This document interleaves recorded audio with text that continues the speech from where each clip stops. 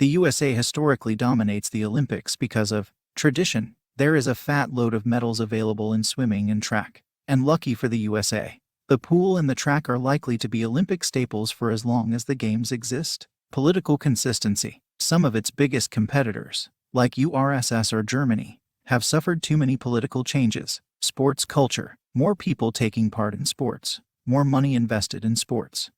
The meaning of winning a major competition for the nation. Australia, Netherlands, and Cuba are also examples of this culture. There are only 3 Summer Olympic events in which the USA has never medaled: badminton, team handball, and table tennis. Big population. Having a big population means that they have a large pool of athletes to draw from. China is also an example. America is wealthy. Being wealthy means that they can afford the facilities and the time to train. The population has enough leisure time and money to take part in sports. The USA tends to invest more in sport because they value the prestige that sporting success brings. Money can hire world-class coaches. Smaller gender gap. Countries with higher gender equality won more medals when the factor of GDP is removed.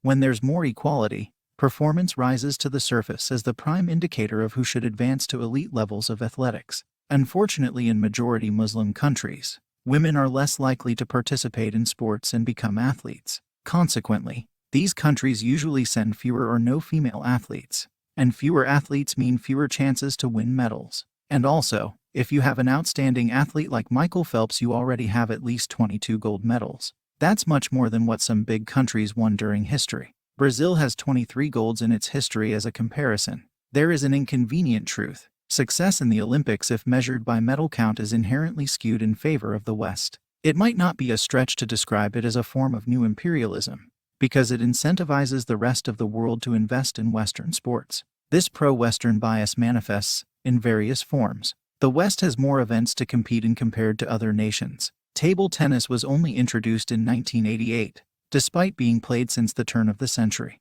Why the hell did it take so long? Is it a coincidence that it's dominated by Asians? Badminton was only introduced in 1992, despite debuting in 1972 as a demonstrator. Why the hell did it take so long? Is it a coincidence that it's dominated by Asians? Cricket is one of the most popular sports in the world if measured by the population of the fan base. Why the hell isn't it in the Olympics? Is it a coincidence that it's dominated by Asians? Martial arts are immensely popular, but surprisingly, wushu and karate are not in the Olympics. Is it a coincidence that it's dominated by Asians? But good news, karate is finally added to the Olympics in Tokyo 2020, but not wushu.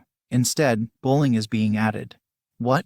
Bowling? Could it be because of its potential to be dominated by the West? Why the hell is golf in the Olympics? For those that don't know what golf is, it's a game where the player uses a club to hit a ball into a hole.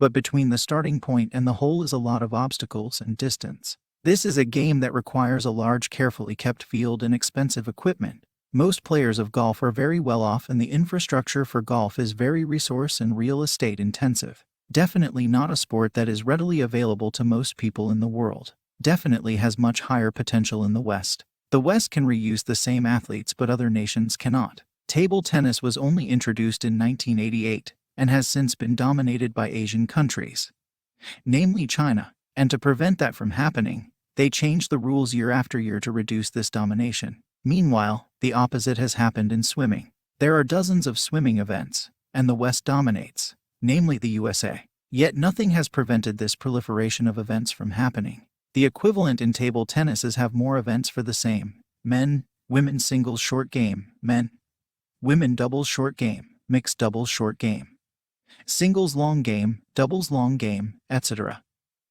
Or how about triples? Other ping pong variants. The West has more resources for sports. Most people in the world are at the bottom of Maslow's hierarchy of needs, and this is also reflected in the development priorities of their nation states. Training for the Olympics is at the 4th level or 5th level. The West had centuries of head start in developing their nation states, and they can afford to put resources in developing athletes to play in fancy competitions. Most of the world is still focused on survival, and related to the wealth of nations. American athletes have the best equipment and cutting-edge technologies to help them shave off the milliseconds needed to get on top.